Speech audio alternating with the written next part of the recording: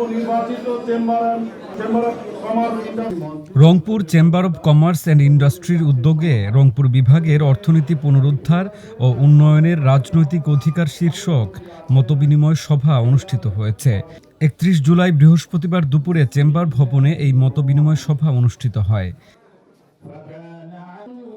রংপুরের পিছিয়ে পড়া অর্থনীতিকে চাঙ্গা করতে করণীয় বিষয়, শিল্প বাণিজ্য প্রসার, রাজনৈতিক স্থিতিশীলতা ও ব্যবসাবান্ধব পরিবেশ তৈরিতে করণীয় নিয়ে আলোচনা হয় মতবিনিময় সভায়। রংপুর বিভাগের উন্নয়ন ব্যাহত হচ্ছে, সবচেয়ে বড় বৈষম্য হচ্ছে বাজেট বৈষম্য।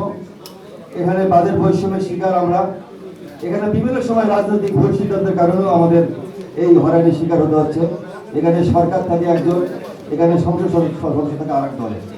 এটা একটি কারণ, সংসদে কথা বলার মতো কোনো লোক নেই। আমাদের এখানে উৎপাদন হয়, তার উপরে আমাদের এখানে সেই রকম কোনো ইন্ডাস্ট্রি নাই, মানে কৃষি নির্ভর ইন্ডাস্ট্রি আমাদের এই অঞ্চলে করতে হবে।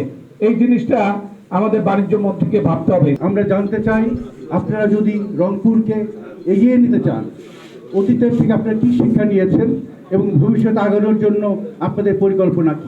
বিএনপির জাতীয় নির্বাহী কমিটির সাংগঠনিক সম্পাদক অ্যাডভোকেট আসাদুল হাবিব দুলু বলেন, রংপুর বিভাগের ৮ জেলার মধ্যে ৫ জেলা দিয়ে তিস্তা নদী প্রবাহিত হয়েছে।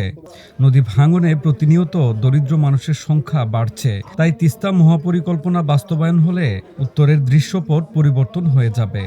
অন্তর্বর্তীকালীন সরকারকে বলছি যে কাজটা শুরু করা উচিত। ওনারাও গড়িমসি করছেন, কেন করছেন আমরা জানি না। এই একটা পরিকল্পনা যদি আমরা বাস্তবায়ন করতে পারি, তাহলে এই এলাকার মানুষের ভাগ্য পরিবর্তন হয়ে যাবে, রংপুরের দৃশ্যপট পরিবর্তন হয়ে যাবে। অর্থনীতিকে গণতান্ত্রায়ন করতে হবে। মতবিনিময় সভায় প্রধান অতিথির বক্তব্যে বিএনপির স্থায়ী কমিটির সদস্য আমির খসরু মাহমুদ চৌধুরী বলেন, বাংলাদেশের প্রতিটি মানুষ অর্থনৈতিক কর্মকাণ্ডে অংশগ্রহণ করার পূর্ণাঙ্গ সমান অধিকার থাকতে হবে। কোনো বিশেষ সুবিধা দিয়ে পৃষ্ঠপোষকতার মাধ্যমে কোনো অর্থনীতি আগামী দিনে পরিচালিত হবে না। রাজনীতিতে গণতন্ত্রায়ন করার সাথে সাথে অর্থনীতিকে গণতন্ত্রায়ন করতে হবে।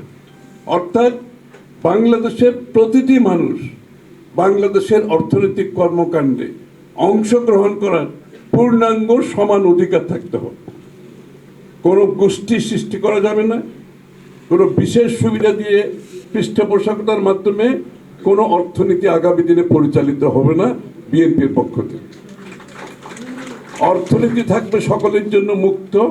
শহীদ জিয়াউর রহমান সাহেবের যে ভাবনা, যে চিন্তা, একদলীয় সরকার চালিত অর্থনীতি থেকে মুক্ত বাজার অর্থনীতির কনসেপ্টই ছিল এটা, যেটা লেভেল প্লেইং ফিল্ড সৃষ্টি হবে, প্রত্যেকটি নাগরিক সমানভাবে অর্থনীতিতে অংশগ্রহণ করতে পারে। মতবিনিময় সভায় রংপুর অঞ্চলের ব্যবসায়ী, উদ্যোক্তা, রাজনৈতিক প্রতিনিধি ও সমাজের বিভিন্ন পর্যায়ের নেতৃবৃন্দ অংশগ্রহণ করেন।